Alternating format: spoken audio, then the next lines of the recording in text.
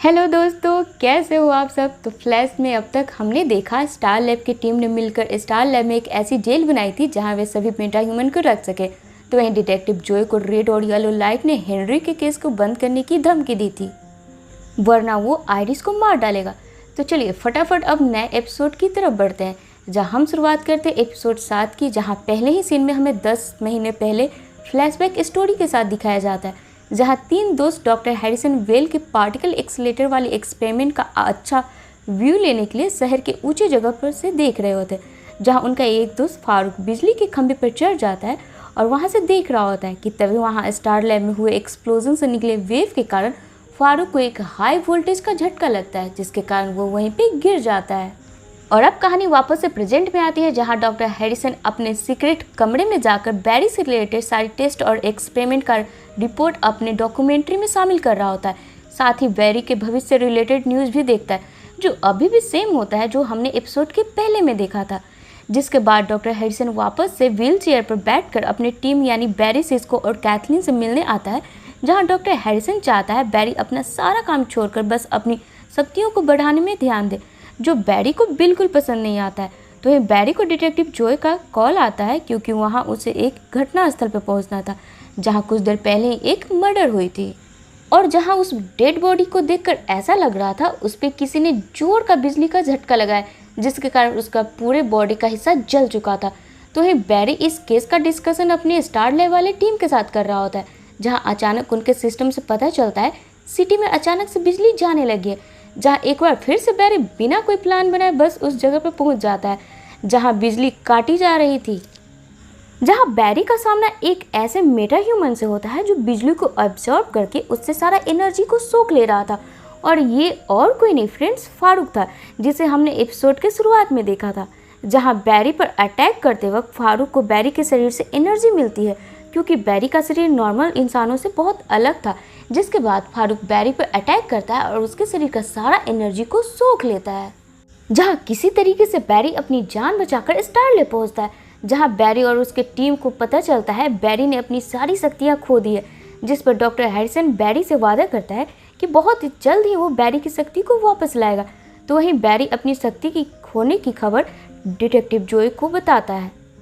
जहाँ कुछ देर बाद आयरिस भी वहाँ आ जाती है, जहाँ आयरिस को लगता है उसके पिता और उसके बेस्ट फ्रेंड शहर में हो रहे क्राइम को देखकर कुछ ज़्यादा ही परेशान हो रहे। जहाँ आयरिस बोलती है टेंशन लेने की ज़रूरत ही क्या है जब हमारे शहर में फ्लैश जैसा सुपर हीरो रहता है। तो ही अगले सीन में हमें टॉकमैन नाम के एक क्रिमिनल को दिखाया जाता है, जिसे पकड़कर अभी अभी पुलिस स्टेशन में लाया जाता है। तो ही अगले सीन में हमें डॉक्टर हैरिसन को दिखाया जाता है, जो बैरी की शक्तियाँ जाने पर काफ़ी परेशान होता है और बैरी का फ्यूचर देखने अपने सीक्रेट रूम में जाता है, जहाँ अचानक से फ्यूचर में फ्लैश यानी बैरी से रिलेटेड सारी जानकारियाँ गायब हो चुकी थी। तो ही दूसरी तरफ सिस्को द्वारा निकाले रिकॉर्ड से बैरी को पता चलता है फारूक भी उस दिन पार्टिकल एक्सीलेटर का शिकार हुआ था, साथ ही जहां उसके और 2 दोस्त भी थे जिनकी भी वहां पे मौत हो गई थी। कि तभी स्टार लैब के सिक्योरिटी अलार्म से उन्हें पता चलता है फारूक डॉक्टर हैरिसन का नाम चिल्लाते हुए स्टार लैब में आने की कोशिश कर रहा है, जहां सिस्को बाय डिजिटल सारे गेट को अच्छी तरीके से लॉक कर देता है, जिसे देख फारूक वहां बाहर मौजूद ट्रांसफार्मर से सारा एनर्जी को सोख लेता है, जिससे कि उस एरिया यानी स्टार लैब के साथ साथ पुलिस स्टेशन की भी सारी लाइटें चली जाती है।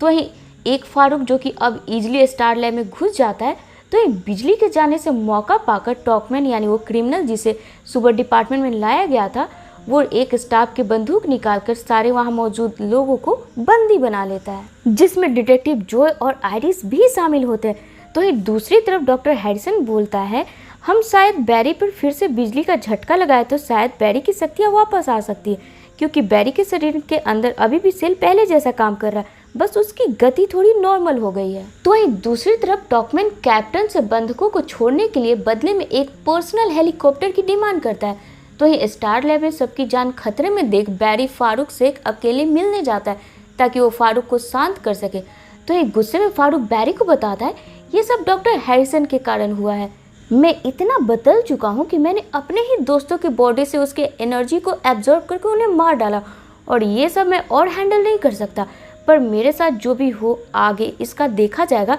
पर मैं अभी डॉक्टर हैरिसन को मार कर यहाँ से जाऊँगा। और इसी के साथ फारूक बैरी पर भी हमला कर देता है। तो ही डॉक्टर हैरिसन सिस्को को ऑर्डर देता है कि वो जल्द से जल्द जनरेटर को ऑन करके वापस से बैरी को झटका दे ताकि बैरी की शक्तियाँ जल्द से जल्द वापस आ सके। तो ही दूसरी तरफ हमें पुलिस स्टेशन को दिखाया जाता है, जहां हम देखते हैं एडी भी वहीं पे फंसा होता है, जिसकी खबर टॉकमैन को नहीं होती है। जहां एडी पीछे से टॉकमैन पर गोली चलाता है, पर टॉकमैन बच जाता है और बदले में एडी के बाजू पर गोली चला देता है। जहां अब एडी घायल हो चुका था, जहां इस सिचुएशन में फंसी आयरिस फ्लैश को याद कर रही होती है। तो ही स्टार लैब में हम देखते हैं डॉक्टर हैरिसन टोनी को जेल से आज़ाद कर देता है ताकि वो फारूक से लड़ सके, और बदले में डॉक्टर हैरिसन टोनी को हमेशा के लिए आज़ाद कर देगा। जहां जब तक कि टोनी और फारूक में आमना सामना होता है, इधर कैथलीन बैरी की मदद करती है उसको बिजली का झटका देने में। जहां झटका लगने के बाद भी बैरी में कोई भी चेंजेस नहीं होता है, तो वहीं टोनी भी फारूक के सामने ज़्यादा देर टिक नहीं पाता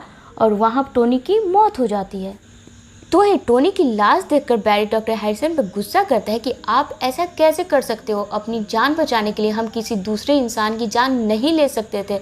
पर वही सिचुएशन को देखते हुए डॉक्टर हैरिसन बैरी को शांत करता है, जहां कैथलीन वापस से बैरी के ब्लड का सैंपल लेती है, जहां उसके सैंपल से सबको पता चलता है बैरी का सेल तो नॉर्मल है, फिर इसकी शक्तियाँ वापस क्यों नहीं आ रही है। जिस पर डॉक्टर हैरिसन बताता है कभी कभी हम नर्वस में अपने अंदर की शक्तियों का इस्तेमाल नहीं कर पाते, इसलिए बैरी तुमसे रिक्वेस्ट है कि सारी चीज़ों को भूलकर शांत हो और अपनी शक्ति को वापस लाने की कोशिश करो। तो ये फारूक को अपनी ओर आते देखकर सभी पीछे के रास्ते से भागने की कोशिश करते हैं, पर फारूक वहाँ भी पहुँच जाता है और बैरी पर अटैक करता है। जहाँ बैरी पर आते खतरे को देखकर डॉक्टर हैरिसन खुद को फारूक के हवाले कर देता है ताकि वो बैरी को बचा सके। तो ही दूसरी तरफ टॉकमैन अपनी डिमांड पे आई हेलीकॉप्टर को देख आयरिस के सहारे भागने की कोशिश करता है, जहां आयरिस बड़े ही चालाकी से एडी के पैरों में छिपे गन को लेकर टॉकमैन पर हमला करती है, जहां एक बार फिर से टॉकमैन को अरेस्ट कर लिया जाता है। तो ही दूसरी तरफ डॉक्टर हैरिसन को यूं मरता देख अचानक से बैरी के अंदर जोश आ जाता है, साथ ही बैरी की खोई हुई शक्तियाँ भी आ जाती है, जिसे इस्तेमाल कर बैरी डॉक्टर हैरिसन को बचा लेता है। तो वहीं जब फारूक बैरी की एनर्जी को सोखना शुरू करता है, बैरी अपनी एनर्जी को 10 गुना बढ़ा लेता है, जिससे कि फारूक इतना एनर्जी को बर्दाश्त नहीं कर पाता और वहीं पे मारा जाता है। जहां फारूक के मरते ही बैरी वापस से पुलिस स्टेशन जाता है, जहां की सिचुएशन नॉर्मल देखकर बैरी को काफ़ी सुकून आता है। तो इधर स्टार लैब में फारूक के लाश को पैक करके कैथलीन उसी जेल में बंद कर देती है जिसे मेटा ह्यूमन के लिए बनाया गया था। तो अगले सीन में हमें एडी को दिखाया जाता है, जो कि हॉस्पिटल में होता है और अब खतरे से बाहर होता है। तो बैरी भी अपने फ्लैश वाले अवतार में आयरिस से कल रात वक्त पे ना पहुंचने के लिए माफ़ी मांगता है। तो दूसरी तरफ हमें वापस से डॉक्टर हैरिसन को अपने सीक्रेट रूम में देखते हैं, जो कि आज हुए बैरी के शरीर में चेंजेस के बारे में वापस से अपने डॉक्यूमेंट्री में सारी जानकारियों को शामिल कर रहा होता है। तो अब फ्यूचर में फ्लैश के बारे में वापस से न्यूज़ छपने लगती है। तो वही एपिसोड के आखिर में हमें डॉक्टर हैरिसन को फारूक के लाश के पास देखते हैं, जो फारूक का ब्लड सैंपल ले रहा होता है ताकि वो पता कर सके कि आखिर फारूक की शक्तियों की लिमिटेशन क्या है, और इसने बैरी तक के एनर्जी को एक वक्त पर सोख लिया था। और इसी के साथ ये एपिसोड यहीं पे खत्म हो जाती है। पर फ्रेंड्स, इससे आगे की स्टोरी और भी इंटरेस्टिंग होने वाली है, तो आपसे रिक्वेस्ट है आप यूं ही हमारे चैनल को प्यार और सपोर्ट देते रहे। और हाँ, बहुत जल्द ही हम अपने चैनल पे एरो सीरीज को भी स्टार्ट कर रहे हैं, तो कितने लोग इसके लिए एक्साइटेड है कमेंट में लिखना बिल्कुल न भूलें।